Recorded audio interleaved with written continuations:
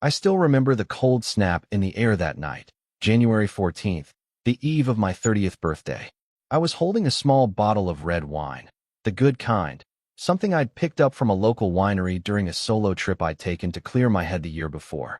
It was meant to be a gift for my parents. Something to celebrate, maybe laugh over dinner, reminisce about childhood stories, even endure a few cringy baby photos my mom always loved to pull out when guests were over. That's how I pictured it anyway. A quiet dinner with my family, maybe a cake at the end. Nothing big, just normal, comforting. But when I pulled into their driveway, everything already felt off. No extra car parked out front like I'd expected. No balloons, no lights in the window. Just the porch light casting a dull yellow over the door like it had for the last 2 decades. I told myself maybe they were keeping it low-key this year. I hadn't asked for anything, just mentioned I'd be coming over after work. It wasn't like I was expecting a party. Then I saw it. A sheet of paper taped crookedly to the front door. Just one line written in fat, black marker. "You're not welcome here." I stood there for a second, gripping the wine bottle with both hands, rereading the words like maybe I was misunderstanding them. Maybe it was a joke? Some prank my younger cousin might pull? But the handwriting was unmistakable. My mother's. Slanted, dramatic cursive with extra loops on the Y and the H. My stomach dropped. At first, I thought I was hallucinating. Surely, no one puts that on their own front door. Not for their son. Not on his birthday. But then I heard it. Laughter. Not distant echoes, not TV noise. Actual voices. Familiar ones. My dad's low chuckle, my sister's high-pitched laugh, my brother-in-law talking loudly over everyone like he always does. Plates clinking. The oven timer beeping. Someone said, "Pass the bread." The dog barked once and was immediately hushed. They were having dinner. My birthday dinner. Without me. My first instinct was to knock. To just demand an explanation, ask them what was going on, what I did wrong. But something in me, something old and worn down, stopped me. A part of me that had seen this coming in slow motion for years, like a car veering off course in an icy parking lot, tires spinning, no one at the wheel. So instead, I took out my phone and snapped a photo of the sign. Not out of pettiness, out of necessity, like proof that it had really happened, that I hadn't imagined it. I walked back to my car, set the wine bottle on the passenger seat, and just sat there for a while, watching the house through the windshield. They didn't even notice. No one peeked out. No one texted. No one cared. That was the last time I saw my family in person. For context, my name's Blake, and I had just turned 30. I'd been living about 40 minutes away from my parents' house since I was 24, after finally landing a stable job in digital marketing. Nothing flashy, but I'd worked hard for it. My relationship with my family had always been a little strained. I was the quiet one, the middle child sandwiched between a golden child older sister, Lauren, and the loud, reckless youngest, Eric, who still lived with my parents at 27 and somehow managed to make himself the center of attention every time we were all in the same room. Lauren had always been their pride. Got married at 23, 2 kids by 28, house in a nice suburb, did everything right. She and Mom were like best friends who texted daily. Dad called her his little CEO. Meanwhile, I was just Blake, the one who never caused trouble, who paid his own rent, didn't ask for help, and got forgotten at family dinners more than once. Eric, on the other hand, got bailed out of a DUI when he was 25 and was still treated like some lovable screw-up who just needed time to find himself. I wasn't the kind of person who needed validation. At least, I didn't think I was. But over the years, all the little things added up. The forgotten birthdays, the missed calls, the fact that my job, my life, was never quite interesting enough to talk about. I was always the one asked to bring extra chairs to Thanksgiving, never the one asked about work or relationships. Once, I brought a girlfriend to a family barbecue, and Mom called her Brittany the whole evening. Her name was Claire. Still, I kept showing up, because they were my family, because I thought maybe one day, things would click. They'd see me for who I was, not who I wasn't. So that night, standing on that porch, staring at that sign, I felt something inside me crack and shift. Not rage, not even sadness, just a cold, settling silence. I went home. I blocked all their numbers. One by one. No message. No explanation. Not even to Lauren, who had stopped reaching out to me months ago anyway. Too busy with her real family. I deleted the family group chat. I pulled down the few framed photos I had of us in my apartment. It was like performing a quiet funeral. Just me and the ghosts. For a while, I didn't hear anything. No one followed up. No one emailed. No letters. No smoke signals. It was like I'd been erased. And I got used to it, faster than I thought I would. I started taking long walks. Cooked more. Went to therapy. Built new routines. I even got promoted. Then, about a year later, almost to the day, I got a message request on Facebook. It was from an account I didn't recognize.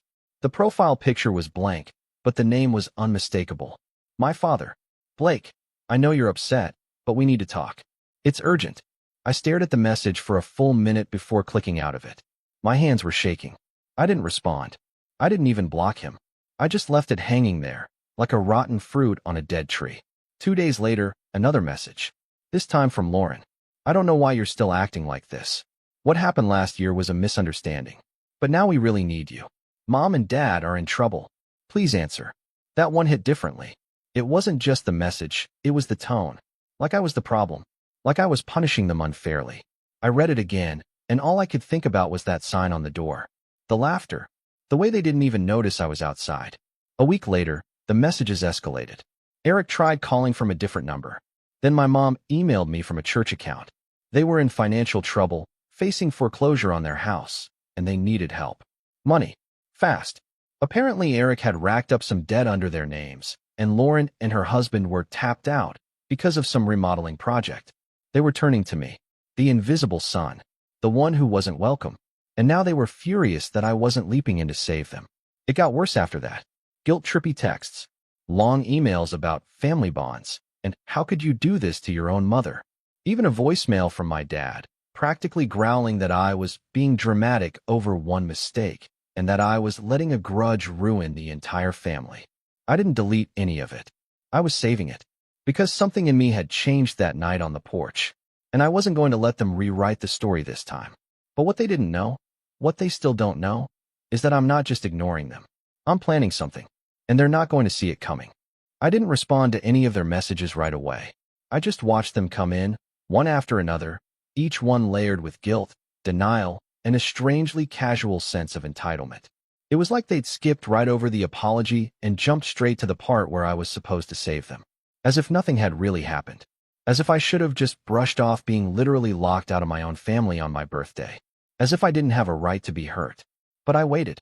I waited to see if maybe, someone would actually acknowledge what they did.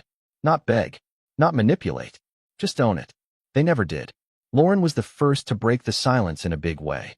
She showed up at my apartment unannounced, wearing oversized sunglasses and holding one of those half-melted iced coffees she always nursed when things were stressful in her life, like when her husband forgot their anniversary or when the neighbor's kid got into a better preschool than her daughter.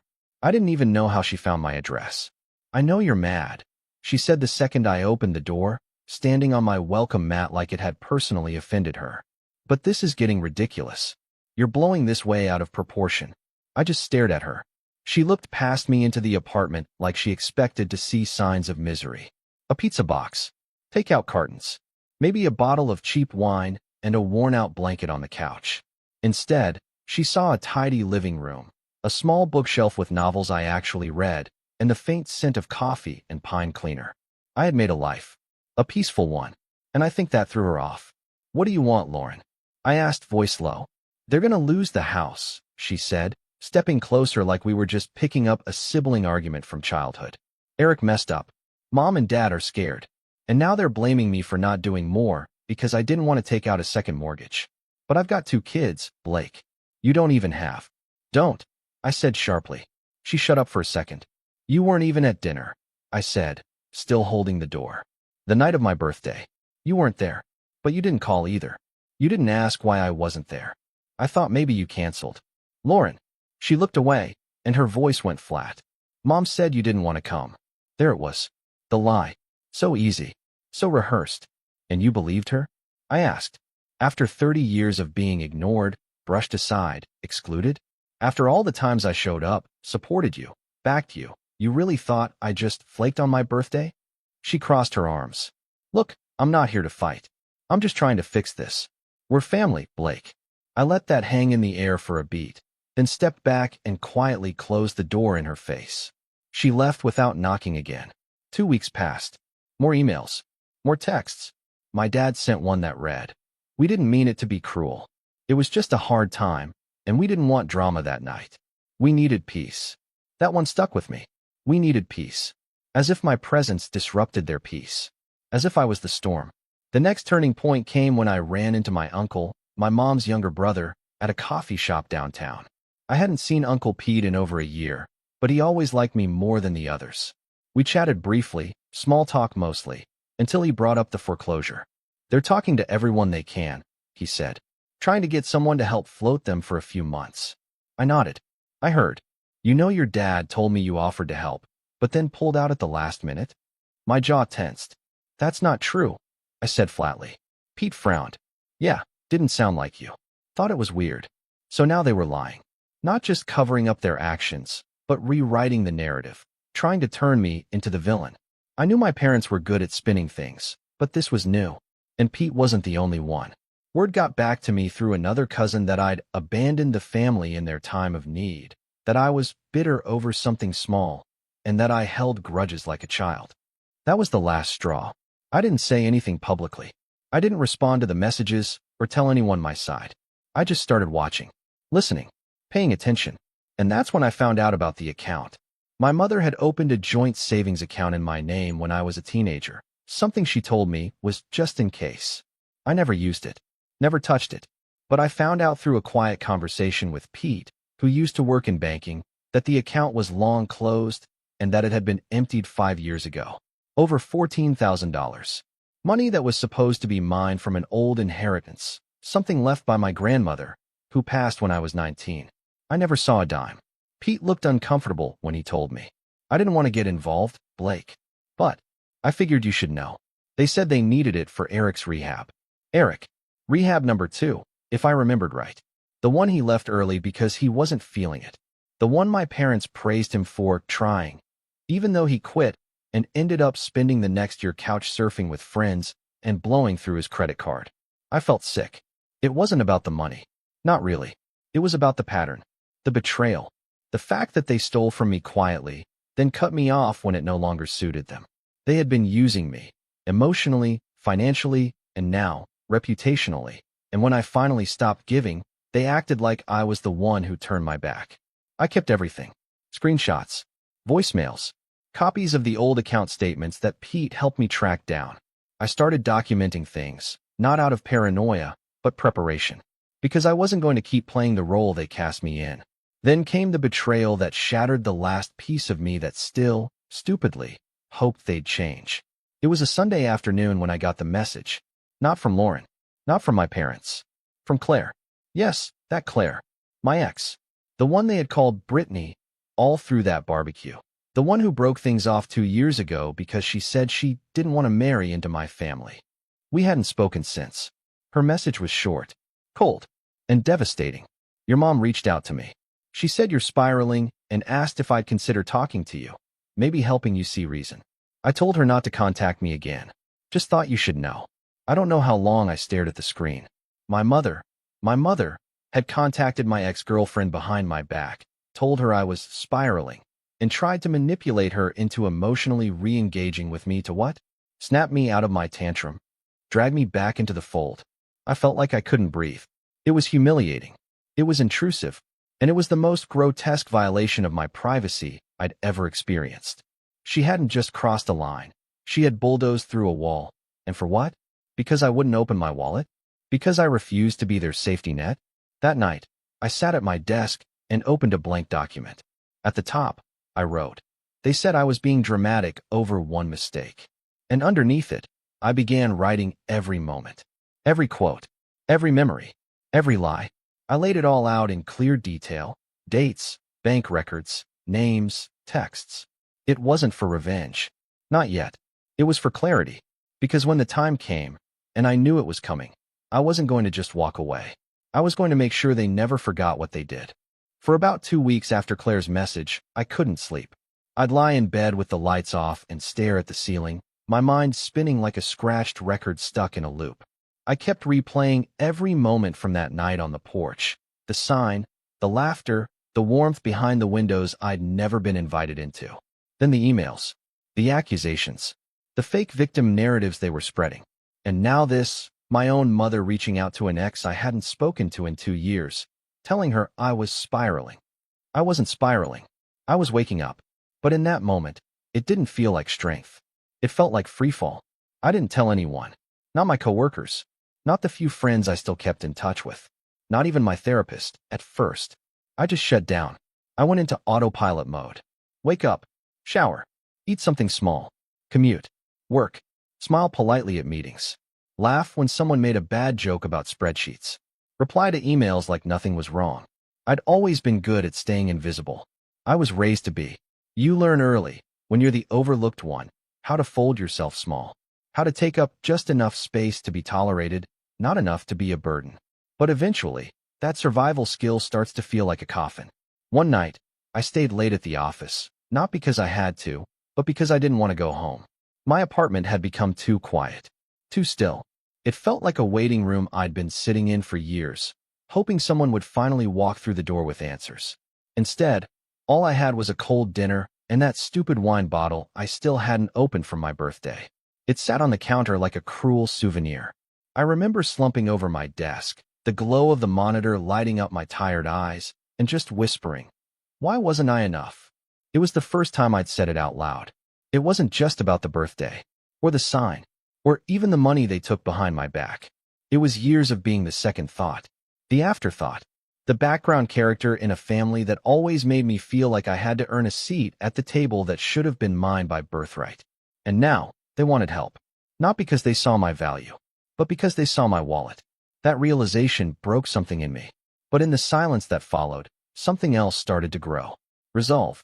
A few days later, I booked a session with my therapist. I hadn't seen her in a while, not since things with Claire ended, and I almost canceled at the last minute. But I went. I sat down across from her, still half in that haze, and I just said, "I think I'm done pretending they'll change." She nodded, didn't say anything, just waited. And for the first time, I told someone everything. Not just the surface level stuff. Not just my family doesn't get me. I told her about the sign on the door, the stolen inheritance, the lies they were spreading, Claire, the messages, the guilt trips, everything. It poured out of me like water from a cracked dam. My voice shook. My hands trembled. But I didn't stop. And when I was done, she sat with it for a while before finally asking, "What would healing look like for you, Blake?" That question haunted me for days. I didn't have an answer at first. I wasn't sure I'd ever be fully healed. But I knew what I didn't want anymore. I didn't want to be the dependable, invisible son. I didn't want to be the backup plan, the silent support beam holding up a house that never once sheltered me. So I started small. I redecorated my apartment. Nothing drastic, just changes. I got rid of the old couch my parents gave me when I moved out, a hand-me-down with coffee stains and a sagging cushion I'd never bothered replacing. I bought one I actually liked. Firm, clean, new.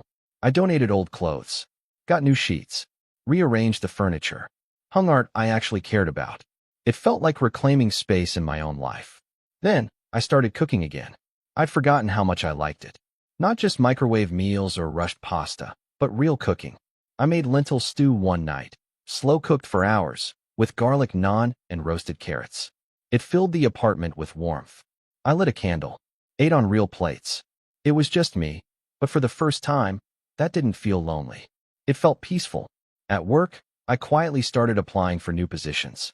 Not because I hated my job, but because I realized I'd settled. I'd been playing safe my entire life, afraid to take risks, afraid of being too much. My father always said, "Be grateful for what you have," which is code for don't ask for more. But I wanted more. So I updated my resume, started networking, sent out emails, got a few rejections, but one day, a small creative agency reached out. They liked my work. They were impressed by a campaign I'd helped run. They offered me a role, more responsibility, more money, and most importantly, respect. I took it. And it felt like stepping into sunlight after years of cloud cover. The messages from my family kept coming. More desperate now. More manipulative. Lauren sent a photo of the house, the for sale sign crooked in the yard. "They're losing everything, Blake. Please, just talk to them." Eric sent a voice note at 2 a.m. Slurred. Rambling. Something about how mom cries every night. And how I was being selfish. I deleted it. My mother finally broke and sent me a long, rambling email titled, "I did what I thought was best." It was 4 paragraphs of her justifying the money, the birthday, the message to Claire. Not a single sentence said, "I'm sorry." Not once did she ask how I was. It ended with, "You'll regret turning your back on family." I stared at those words for a long time. And instead of crying, I laughed. Because for the first time in my life, I knew I wouldn't regret it. Not even a little. My rise wasn't dramatic. There was no overnight transformation. No grand reveal. It was subtle, steady, like a slow tide rolling in, reshaping the shore without making a sound. I started running in the mornings. Just half a mile at first. Then a mile. Then more. I built playlists. Got new shoes. Tracked my progress. I picked up photography again, something I hadn't touched since college. I dusted off my old DSLR and started shooting sunrises, city streets, people at the park. I made an Instagram account for it. It grew slowly. A few strangers commented on my shots. That felt nice. I volunteered on weekends at a local community center, helping teenagers with resumes and college apps. It gave me purpose. It reminded me that I had something valuable to offer, that my voice mattered. And I made new friends. Not many, but good ones. People who didn't know me as the quiet one or the backup son. People who liked me for me, the man I was becoming. He didn't need their approval. He didn't need to prove his worth. But that didn't mean he'd forgotten. One rainy afternoon, nearly 10 months after that birthday night, I got a call from a number I didn't recognize. I let it go to voicemail. Later, I played it back. It was my father. "Blake, I don't know what to say anymore. I know we hurt you. But this is too far. You're choosing to watch your family fall apart. I hope you're proud." He hung up. No apology. No ownership. Just one final guilt trip. But I wasn't watching them fall apart. I was watching the consequences they built finally catch up to them. And soon, I'd be doing more than watching. Because I'd been preparing. Patiently. Quietly. Strategically. And when the time came, they'd learn exactly who I'd become without them. The email from my father, the one with, "I hope you're proud," wasn't what hurt the most. What hurt was how predictable it was. Because even after everything, after the birthday snub, the inheritance theft, the lie to Claire, the gossip they spread, they still thought they could control the narrative. They still saw me as the same old Blake. The background son. The invisible one. The one who'd eventually cave. Who always did the right thing, even if it meant bleeding quietly for everyone else's comfort. That version of me was gone. And now, I wasn't just rebuilding. I was preparing. Because when people like that fall, they always look for someone to blame. Someone to drag down with them. And this time, I wasn't going to be their safety net or their scapegoat. This time, I was going to be their mirror. And I'd make sure they couldn't look away. I started with the documents. Pete, Uncle Pete, the one honest man left in our orbit, had helped me dig up the old banking records a while back. He'd quietly pulled a few strings at the credit union where he used to work, and together we'd confirmed it. The inheritance account in my name had been drained 5 years ago. Bit by bit. ATM withdrawals. Transfer after transfer, all logged under my mother's login credentials. I'd asked him then, "Can they be held liable?" He'd sighed. "It's tricky. You were technically a legal adult by the time the withdrawals happened, and if your name was on the account, but you never disputed anything until now. It's not impossible, but it's a long process." I hadn't pursued it at the time. But now, things were different. I wasn't looking for the money anymore. I was looking for leverage. The next step was Claire. It took me 3 days to work up the courage to text her. I didn't want to stir the past, but I owed it to myself to understand how deep this mess went. I kept the message short and respectful. "Hey Claire, I promise I'm not trying to open old wounds. But I need to ask, when my mother reached out to you, what exactly did she say?" To my surprise, she responded almost immediately. She said you were having a breakdown, that you'd isolated yourself from everyone. She asked if I'd call you and try to get you to snap out of it. She made it sound like you were spiraling into some dark place. Said she was afraid for your mental health. I was shocked, Blake. I knew things ended badly, but I never thought your mom would go that far. I sat with that for a long time. They hadn't just smeared my name behind closed doors. They were weaponizing concern, spinning lies about my mental health to manipulate the people around me. It wasn't just cruel, it was dangerous. I thanked Claire, told her I appreciated her honesty, and then I saved the message.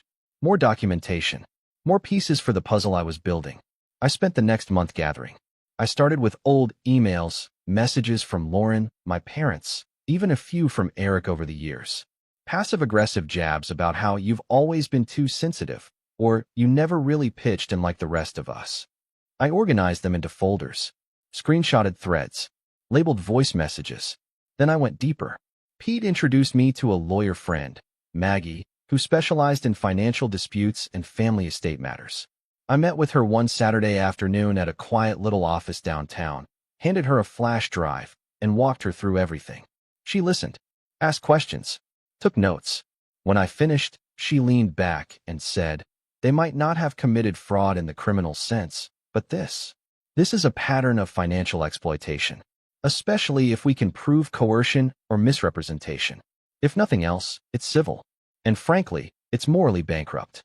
That word, coercion, rattled in my chest like a key in a lock, because that's what they'd done for years. With guilt, with silence, with control disguised as care. And now, they were trying to do it again.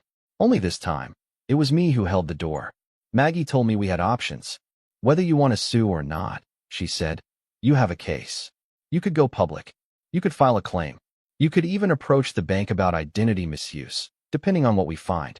But first, I suggest you sit on this a bit. Let them keep talking. Let them show you who they are when they think you're still quiet." And so I did. I waited. And as if on cue, they started to panic louder. Lauren called again. I let it go to voicemail. This time her voice was trembling. "Blake, I'm sorry." "Okay, I'm sorry. I didn't know about the account. I didn't know about the sign.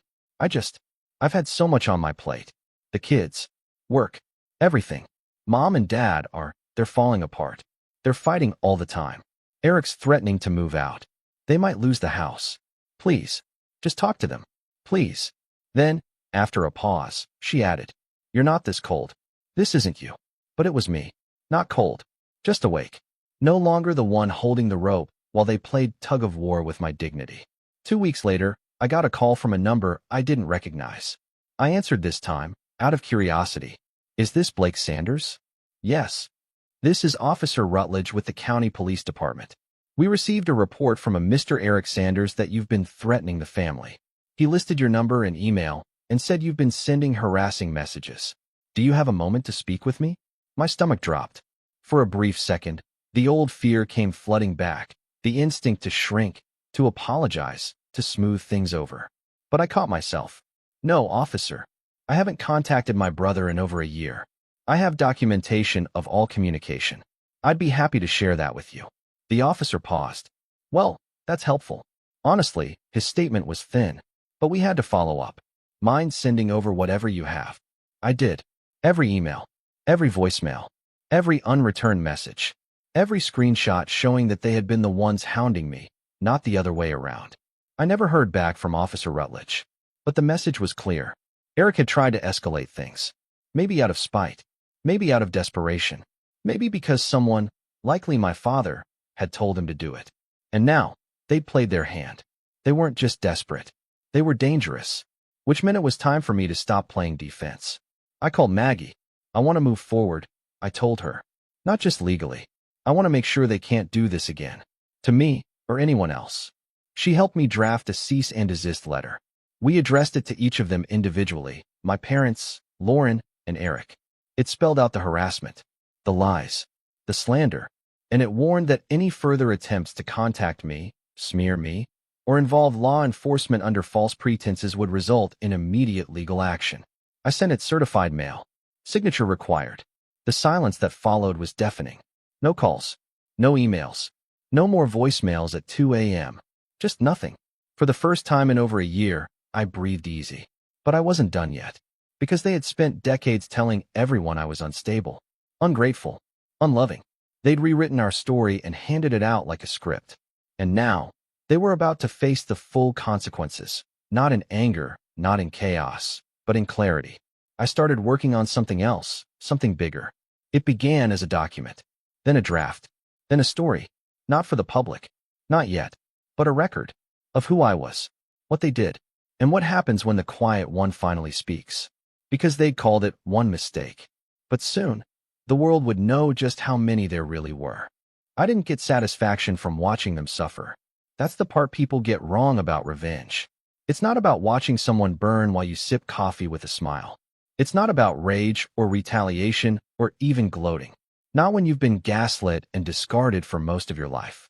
It's about clarity. About making sure the truth doesn't rot in your chest like a splintered rib. About finally reclaiming a story that was twisted from the moment you learned to speak. And for the first time, they would have to listen. I spent 2 months finalizing everything. Quietly. Precisely. It started with what I called the archive.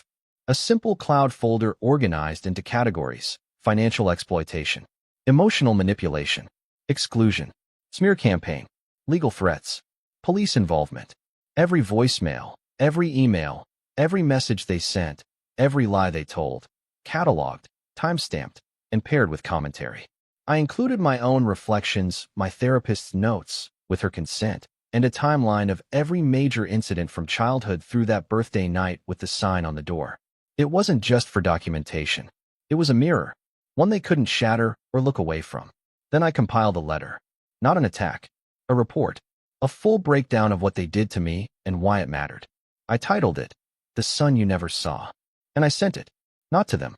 To the people they cared about. Their church leadership. Their neighborhood association board. My cousin's family. A few of their closest friends. The very same people they'd told for years that I was distant, unstable, selfish, and cold. Each recipient got a link to the archive. A personal note. Not accusatory. Not cruel. Just honest. I'm sharing this not to shame anyone, but to tell the story they've never allowed to be heard.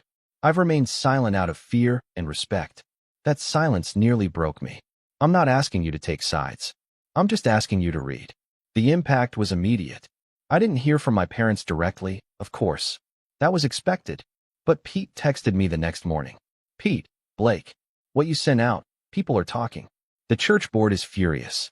A few of Mom's friends are distancing themselves. Some had no idea about the inheritance or the birthday thing. One lady said she's known them for 20 years and never once heard them mention you had a job." I almost laughed. 20 years. And somehow I was still invisible even when I wasn't in the room. But now, they couldn't pretend I didn't exist. My story was out. Unfiltered. Uncontrollable. And it spread. 2 weeks after the archive went out, I received a letter from their church. It was formal, but I could feel the emotion behind it. They thanked me for my vulnerability. Expressed concern. Said they'd reached out to my parents privately to offer counseling. One board member even emailed me personally and said, "I had no idea. I'm sorry for the role silence may have played in this." The fallout snowballed. Eric's old friends, some of whom were mutual connections from college, started commenting on Facebook. Subtle things. Vague quotes. Nothing direct. But I knew. And more importantly, they knew. Their social network was fraying. People were watching now. Whispering. They were no longer the beloved family with the troubled middle child who never visits. They were the parents who locked their son out on his birthday, drained his inheritance, and then spread rumors about his mental health when he refused to save them. Lauren was the first to crack. She showed up at my new apartment. I'd moved a month prior and hadn't told anyone where. I still don't know how she found the address.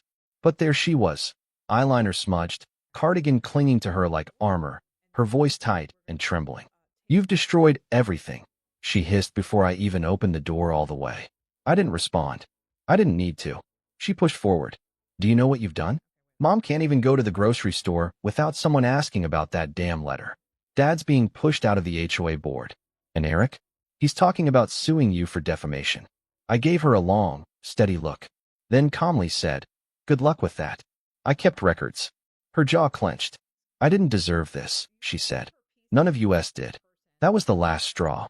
I stepped out, closed the door behind me, and stood in front of her, not with anger, not with smugness, but with something colder, cleaner. "I begged for years," I said quietly. "For recognition. For space. For a sliver of decency. I gave you all chance after chance. I never lashed out. Never retaliated. I even kept showing up, hoping maybe one day someone would see me. I took a step closer. You made this. All of you. With every lie. Every silence. Every time you rolled your eyes and said I was being dramatic. You didn't care about me, Lauren. You cared about the version of me you could control. The one who stayed quiet and picked up the pieces." Her eyes glossed over. "We were trying to protect the family." "No," I said, voice hardening. You were trying to protect the image of the family. She didn't respond. She couldn't. And before she could launch into another tirade, I handed her an envelope. Inside was a formal letter from Maggie, the lawyer. It detailed my intention to seek legal repayment for the drained inheritance. It cited account numbers, transaction records, and legal statutes outlining exploitation of financial assets without consent. The letter ended with an option: settle privately, or we go to court. Lauren didn't say another word. She just left. 3 months later, I received a payment. $14,000. No apology. No acknowledgement. Just a check in the mail from a joint account under my parents' names with the memo, settlement. It wasn't about the money. It never was. But it was the first time they were forced to give something back. And with that, the rope I'd carried around my neck for 30 years finally snapped. I took the check, deposited it, and transferred half of it to a local scholarship fund I'd been working with, the same one that helped kids who, like me, had been told they weren't enough by the people who should have lifted them up. The other half, I used to take a trip, not a vacation, a reset.